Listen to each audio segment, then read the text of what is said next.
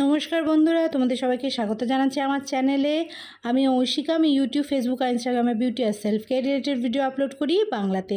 আজকে থেকে আমি পুজো লুকসগুলো শেয়ার করা স্টার্ট করব। এটা স্বভাবতই ষষ্ঠী লুক।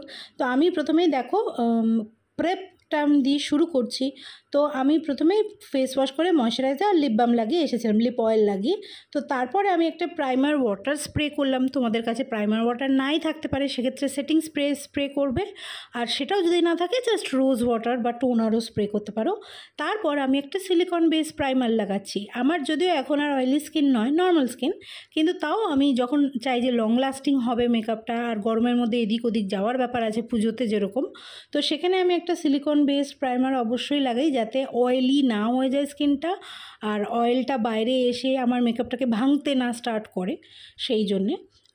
আর সিলিকন বেস প্রাইমার না অল্প অল্প নিয়ে সারা মুখে লাগাবে। যেরকম দেখো আমি বারবার ডিপ করছি আঙুলটা পটে আর বারবার লাগাচ্ছি। কেন? না হলে না ওটা পিল হতে স্টার্ট করে সিলিকনটা, ঠিক আছে? ওই প্রাইমারটা একটু বসতে দেবো আমি স্কিনে। তারপর আমি এখানে একটা স্ট্রোব ক্রিম লাগাচ্ছি, বা ওই তোমার ইলুমিনেটিং ময়শ্চারাইজার বলতে পারো। এটা আমি ডট অ্যান্ড কি স্ট্রবেরি ডিউ ময়শ্চারাইজারটা, স্ট্রোব ক্রিমটা লাগালাম। আর তার আগে যে প্রাইমারটা ইউজ করেছিলাম ওটা রেনের বলিউড ফিল্টার ছিল, ঠিক আছে? প্রোডাক্টটা ইম্পর্টেন্ট নয় সেইভাবে, আমি জাস্ট ক্যাটাগরিটা তোমাদের বলে দেবো। আর যদি আমার খেয়াল থাকে নামটা, তাহলে আমি নামটাও বলে দেবো। ওকে, তো এটাও আমি করে একটুখানি বসতে দেবো 5 মিনিট মতো, যেরকম দেখালাম। এবার আমি মানে শুরু করব বেস মেকআপটা। তো এখানেও আমি, এটাও একটা প্রাইমারি, তবে এটা হচ্ছে তোমার ওই ইনসাইটের ইলুমিনেটিং, যেটা স্ট্রোব ক্রিম তো ঠিক না, এটা ইলুমিনেটিং ফিল্টার যেটা, ওইটা একটু লাগালাম। অ্যাকচুয়ালি এইটাকে আর ফাউন্ডেশনটাকে মিক্স করে আমি লাগাবো।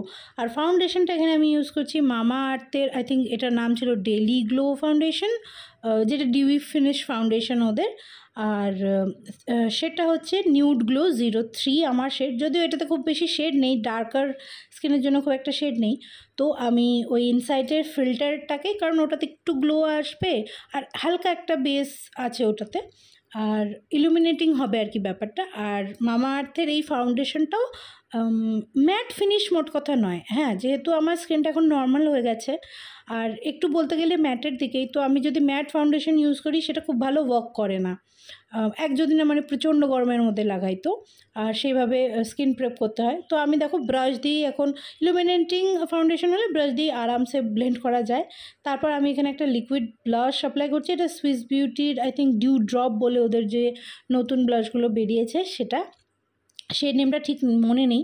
এটা একটা কোরালিশ মতো কালার, একদম অল্প নিয়েছি, কারণ লিকুইড ব্লাশগুলো খুব ফট করে হয়ে যায়, মানে বাড়াবাড়ি হয়ে যেতে পারে। তো একদম সাবধানে ইউজ করবে। আমি একটা অন্য ব্রাশ ইউজ করছি, বাট ওই ফাউন্ডেশনের ব্রাশটা দিয়েও তোমরা পুরো মেকআপ করে নিতে পারো, ওকে? আমিও কখনো কখনো করি। আচ্ছা, আর তারপর ওটা ব্লাশটা ব্লেন্ড করার পর আমি পুরোনো ফাউন্ডেশনের ব্রাশটা দিয়ে আবার বাদ বাকিটার সঙ্গে, বেসটার সঙ্গে ওটাকে বলতে পারো ব্লেন্ড করে নিলাম। হ্যাঁ, দেখো কি সুন্দর গ্লোটা এবার দেখো আমার স্কিনে। এখন পর্যন্ত আমি কোনো পাউডার প্রোডাক্ট দিইনি, আগে সব ক্রিম প্রোডাক্টগুলো আমি অ্যাপ্লাই করে নিচ্ছি। আচ্ছা, এটা না ইনসাইটে একটা নতুন কনসিলার। এবার এটা যদি খুব অয়েলি স্কিনওয়ালা কেউ ইউজ করে তার জন্য খুব ভালো হবে, কারণ এটা একটা শুকনো শুকনো মতো ক্রিম প্রোডাক্ট। তার মানেটা কি, মানে ক্রিমটা খুব থিক ক্রিম, বুঝেছো? সেই জন্য আমি খুব কমফোর্টেবল ফিল করছি না এটাতে। আগেন যেরকম খুব প্যাচে ওয়েদারে লাগালে তাও ঠিক আছে। আমার মনে আছে এটা ইউজ করে আমি একদিন, শুধু এটা ইউজ করে, এই কনসিলারটা ইউজ করে একদিন শ্রীরামপুর গিয়েছিলাম এই পুজোর মার্কেটিং করতে, মানে শপিং করতে। সেদিন কিন্তু আমার টাচে মাস হয়নি আমার বেস, আর একটু ক্রিজ হয়নি, ক্র্যাক হয়নি, কিছু হয়নি। তো সেই দিক দিয়ে কনসিলারটা খুব ভালো, কিন্তু আমার একটু ড্রাই লাগে আর কি ফিনিশটা, এই। বাট যাদের অয়েলি স্কিন তাদের ভালো লাগবে। হয়তো এটা আলাদা করে আমি রিভিউও দেবো। তো কনসিলার সব ক্রিম প্রোডাক্ট যা লাগানোর সব লাগিয়ে ব্লেন্ড করার পর এবার আমার কাছে কাফস অ্যান্ড ল্যাশেসের যে কম্প্যাক্টটা আছে, এটা আমি তোমাদের প্রজেক্ট প্যানে দেখিয়েছি, ওইটা আমি ব্রাশ দিয়েই লাগাচ্ছি।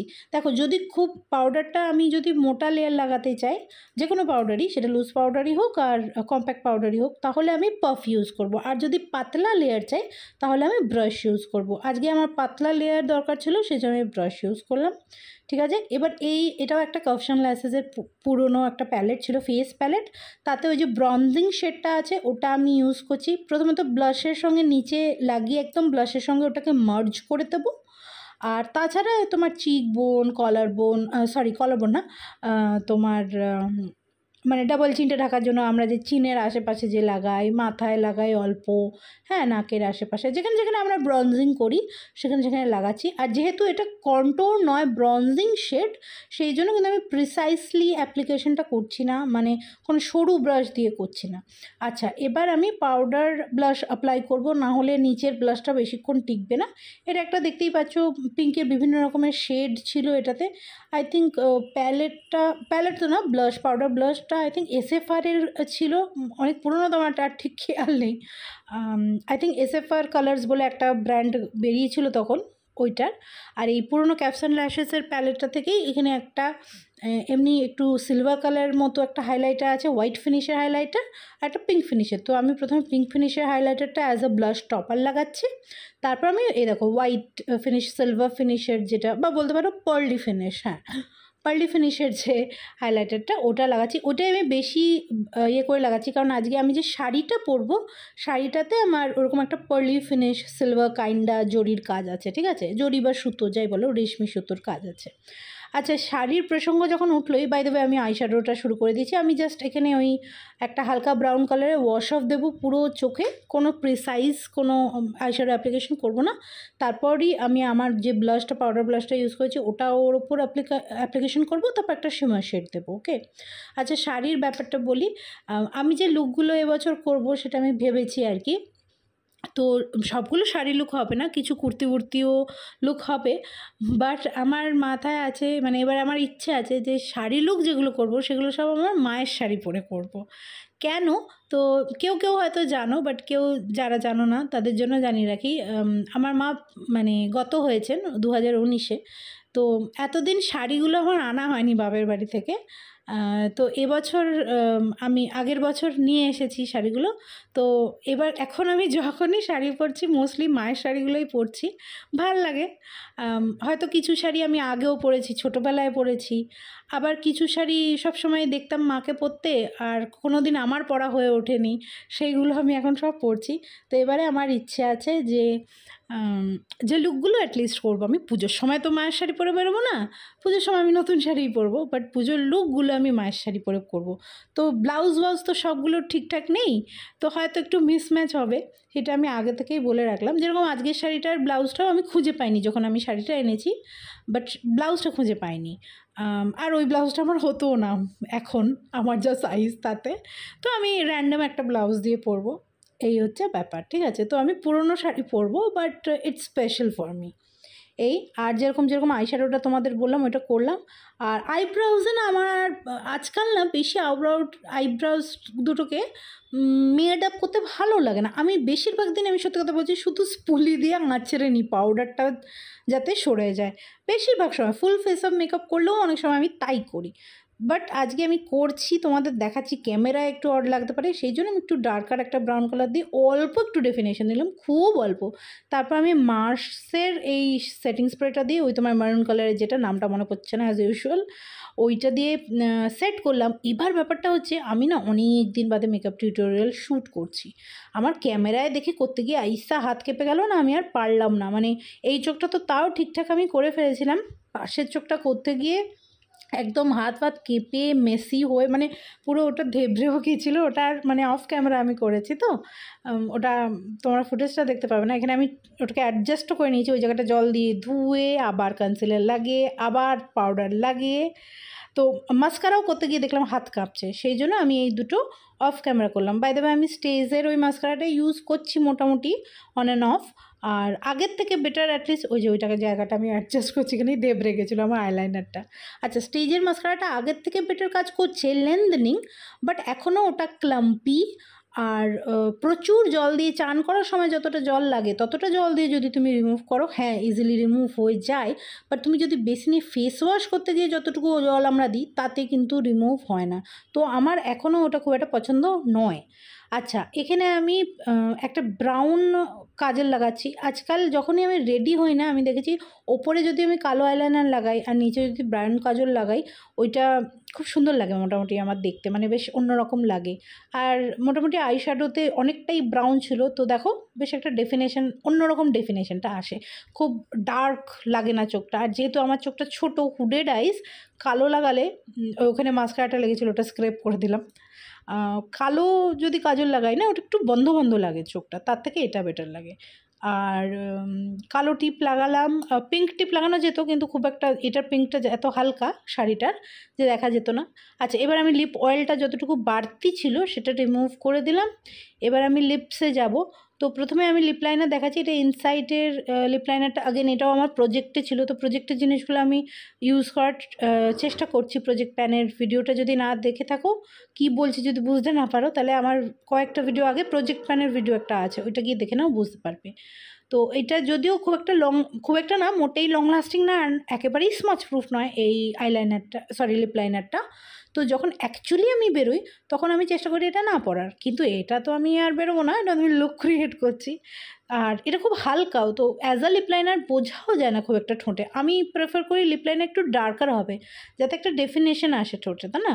বাট কালারটা সুন্দর। তো ওইটা আমি লিপ লাইনার হিসেবে ইউজ করলাম। এরপর এটাও আমার প্রজেক্টের লিপস্টিক ছিল, এটা তোমার touch of spice Maybelline colour sensational নিউডসের। বাপরে নামগুলো যা! অল্প অল্প লাগালাম, হালকা লাগালাম। এটা একটা মভি নিউড। আর এর ওপর আমি ল্যাকমের তোমার এই লিপ অয়েলটা, টিন্টেড লিপ অয়েলটা লাগাবো। ওকে। আর আগেন এটাও, এই কালারটাও আমায় ওয়াশ অফ করে, তো এটা কখনোই আমি, তো এটাও কখনো ওই জন্য আমি পুরোটা নিয়ে লাগাই না। তো দেখতে পাচ্ছ তো, স্পটে স্পটে আমি দিচ্ছি, আর ওটাকে মানে অ্যাডজাস্ট করে নিচ্ছি পুরো ঠোঁটে, যাতে ওটা স্প্রেড হয়ে যায় ঠিকঠাক। এবার আমি চেঞ্জ করে আসবো। তো দেখো আমি শাড়িটা পরে নিয়েছি, আর এমনি একটা যেরকম বললাম র্যান্ডম ব্লাউজের সময় পরেছি। এইটা আমি বলছিলাম যে সুতোর পার্লি হোয়াইট সুতোর মতো ফিনিশটা আছে। আর এই শাড়িগুলো আমরা যখন মোটামুটি ছোট ছিলাম তখন খুব উঠেছিল, তো নাম মনে নেই আমার। আচ্ছা, এটা আমি কার্টুন লন্ডনের গ্রেস বলে যে পারফিউমটা আছে, এটা অনেকবার আমি তোমাদের অন্যান্য ভিডিওতে দেখিয়েছি, ওইটা ইউজ করছি। আচ্ছা, সবসময় পারফিউম না, যখন রেডি হবে গয়না পরার আগে ইউজ করবে, সেটা সোনার গয়নাই হোক বা কস্টিউম জুয়েলারি হোক, কারণ কালার চেঞ্জ হতে পারে, ফিনিশ নষ্ট হতে পারে গয়নার। ওকে। আর এখানে আমার হাতটার এসটা ফেসে গেছিলো, তাই আমি একটু টাইম নিলাম। এমনি এর সঙ্গে আর কি, আমার মা পরলে তো অন্যরকম গয়না পরতো, যখন পরতো আর কি গোল্ডেনই পরতো আর কি। আমি অক্সিডাইজ পরলাম। এটা মনে হলো পার্লি হোয়াইটের ব্যাপারটার সঙ্গে ঠিকঠাক যাবে। আর চুলটা এমনি আমার ভালো করে আঁচড়ে সেট করা ছিল। আমি যখন এইভাবে চুলটা মোটামুটি, আমি তো হিট কার্ল বা এরকম হিট তো ইউজ করি না চুলে, বাট যখন আমার কোথাও যাওয়ার হয় আর চুল খোলার ব্যাপার থাকে, আমি জানি। আর যেহেতু আমার লেয়ার করা আছে, মানে লেয়ারের ডেফিনেশনটা আসে, তো তখন আমি জাস্ট ওটাকে উঁচু করে পেঁচিয়ে বেঁধে রাখি, তাতে একটা মোটামুটি ভালো লেয়ারে একটা ব্লো আউট মতো ডেফিনেশন এসে যায়। ঠিক আছে, অবভিয়াসলি এটা বেশিক্ষণ থাকবে না, বাট এখন ভিডিওর জন্য থাকবে। ঠিক আছে, আমি ওটা দেখাচ্ছি যে খুব একটা, দেখো ওখানটা যে মেসি হয়ে গেছিলো, চোখের পাশে আইলাইনারটা যে দেবড়ে গেছিলো, ওটা মোটামুটি ম্যানেজ করেছি, খুব বেশি বোঝা যাচ্ছে না। তো এইটা ছিল এবারের ষষ্ঠী লুক। ওকে। আর আমি জানি না, আই থিঙ্ক এখানে আমি কিছু গান গাইছিলাম। আর হ্যাঁ, তো শাড়ির সঙ্গে আমার যেরকম মনে হয়েছে মানাবে, সেই অনুযায়ী আমি লুকটা করেছি। হোপফুলি তোমাদের ভালো লাগবে। ভালো লাগলে চ্যানেলটা সাবস্ক্রাইব করে নিও, ভিডিওটা লাইক করে দিও। কিছু বলার, কোনো প্রোডাক্টের ব্যাপারে জানার থাকে বা এমনি কোনো কোয়েশ্চেন থাকে, কমেন্টে আমাকে বলো, আমি তোমাকে নিশ্চয়ই রিপ্লাই দেবো। ওকে।